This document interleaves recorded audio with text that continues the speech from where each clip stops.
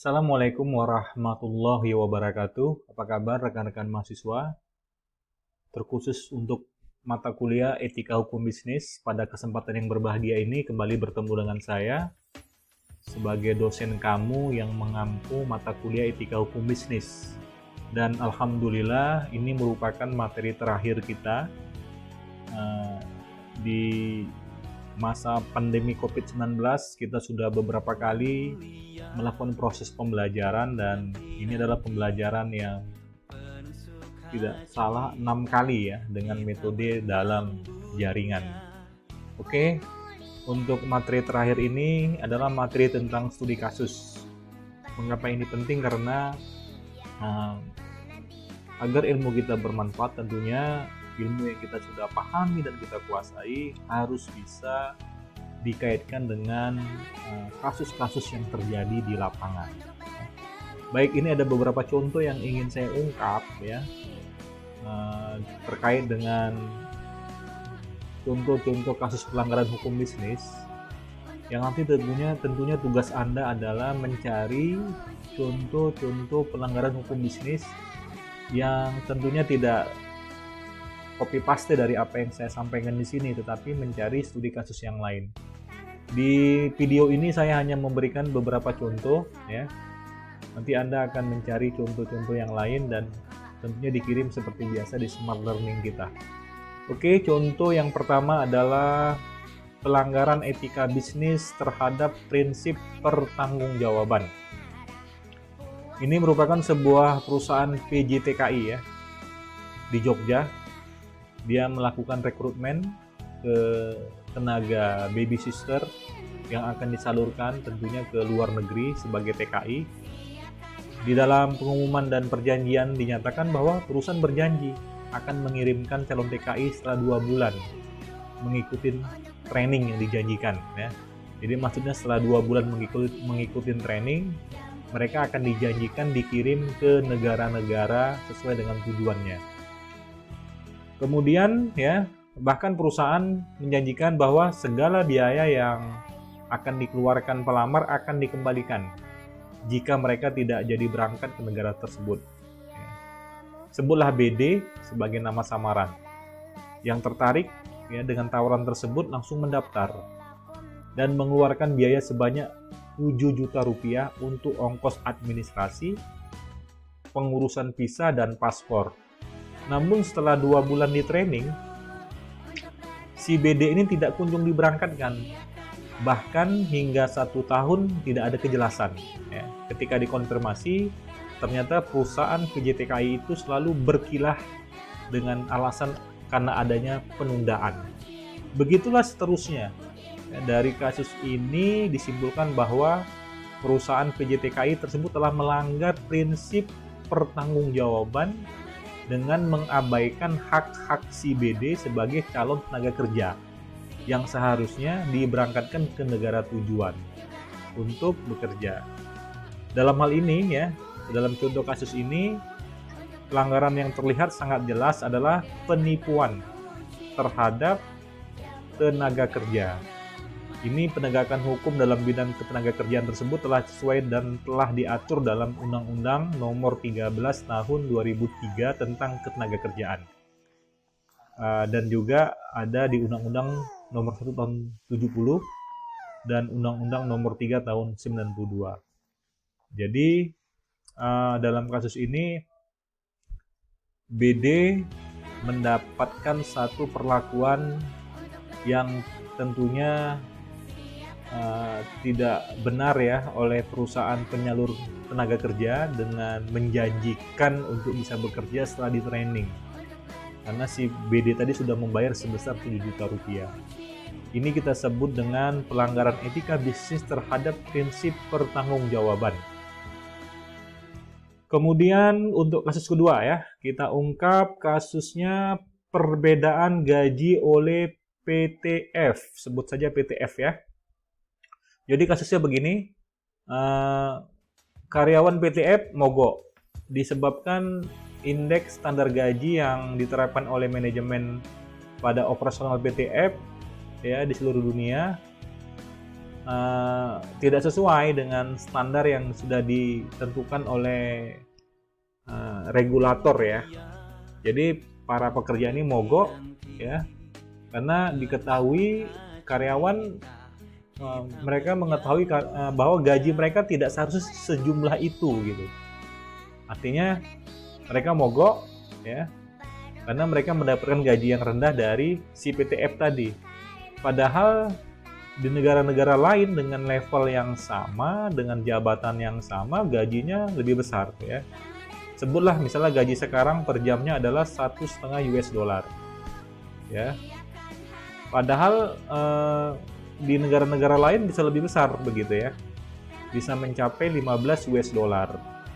Ini merupakan pelanggaran etika bisnis. Jadi seharusnya PTF ini membayar sesuai dengan standar gaji yang harusnya diberikan sesuai dengan standar regulasi yang sudah diberikan oleh pemerintah. Jadi sebagai informasi saya tambahkan ya, dulu saya pernah bekerja sebagai pegawai kontraktor di perusahaan minyak ya, di PT Caltex Pacific Indonesia. Jadi memang gaji untuk karyawan yang bekerja di areal perusahaan minyak itu memang relatif lebih besar. Jadi secara upah minimum regionalnya itu di atas rata-rata. Jadi ketika satu perusahaan membayar gaji tidak sesuai dengan standar yang harusnya dibayar sesuai dengan regulasi, itu masuk dalam kategori pelanggaran etika hukum bisnis. Oke, kita sudah dapat dua.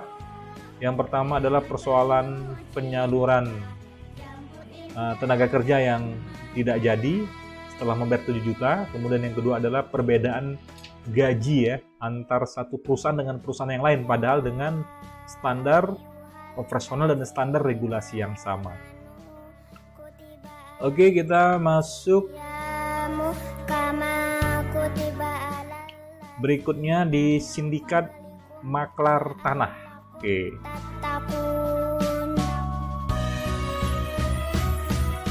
Baik, apa ini sindikat maklar tanah? Jadi ini di Cibinong ya, kejadiannya di Cibinong. Cibinong ini masuk Bogor ya, Jawa Barat. Informasinya begini, jadi jajaran Polres Bogor membekuk seorang anggota kelompok maklar tanah nakal dengan berinisial sebutlah AHM, 47 tahun. Ditangkap setelah melakukan penipuan jual beli tanah senilai hampir 1 M. Ya. Sementara itu, dua anggota sindikat lainnya masih dalam pengejaran pihak kepolisian. Ternyata dia punya teman-teman yang sudah melarikan diri. Kasus ini bermula begini, ketika korban Nurdin, 50 tahun, berniat membeli tanah seluas 6,3 hektar. Untuk membeli tanah yang berlokasi di desa Cianti Bogor tersebut, korban meminta bantuan si AHM. AHM ini seperti maklar lah tibanya ya. Dan dua orang lainnya sebagai perantara ya, maklar. Untuk pembayaran diterima oleh ketiga tersangka namun tidak diserahkan kepada pemilik tanah. Jadi artinya uang yang sebesar itu ya, itu sudah diberikan kepada si AHM dan kawan-kawannya sebagai perantara. Jadi setelah uang itu diberikan, ternyata tanahnya tidak ada.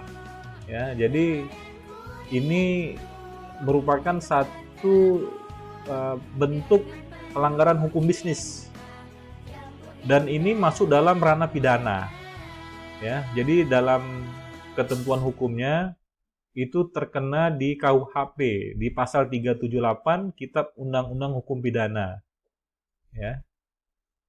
Bunyinya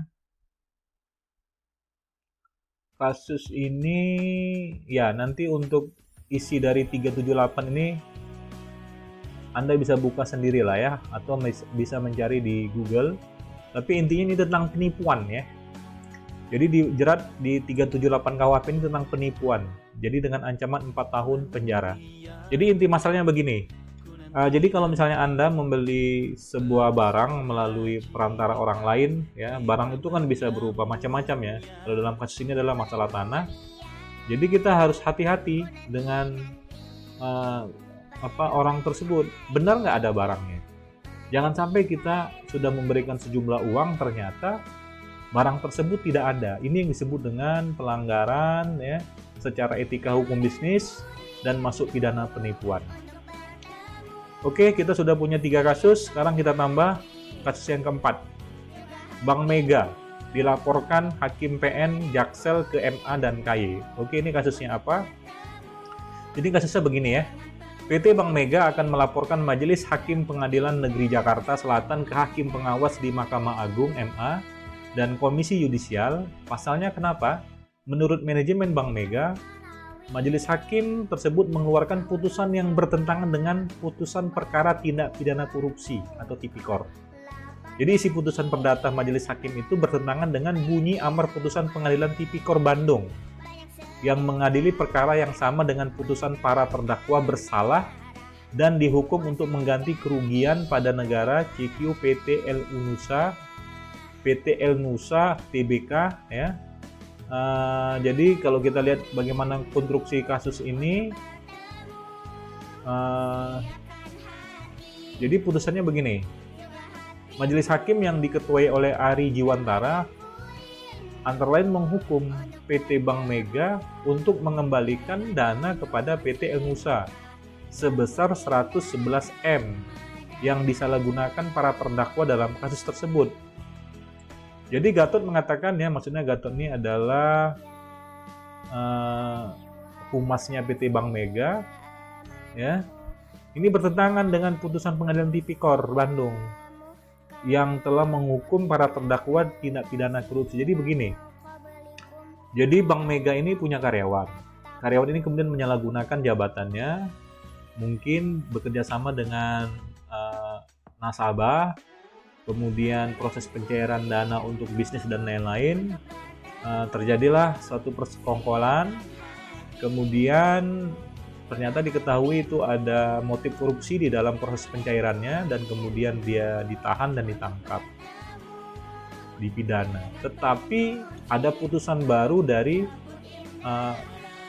pengadilan yang lebih tinggi ya, yakni di Mahkamah Agung. Kita tahu bahwa dalam proses pengadilan itu ada tingkatan ya, dari mulai di tingkat yang paling rendah itu adalah pengadilan negeri, tingkat provinsi pengadilan tinggi, dan di tingkat yang lebih tinggi itu adalah Mahkamah Agung atau tingkat pusat.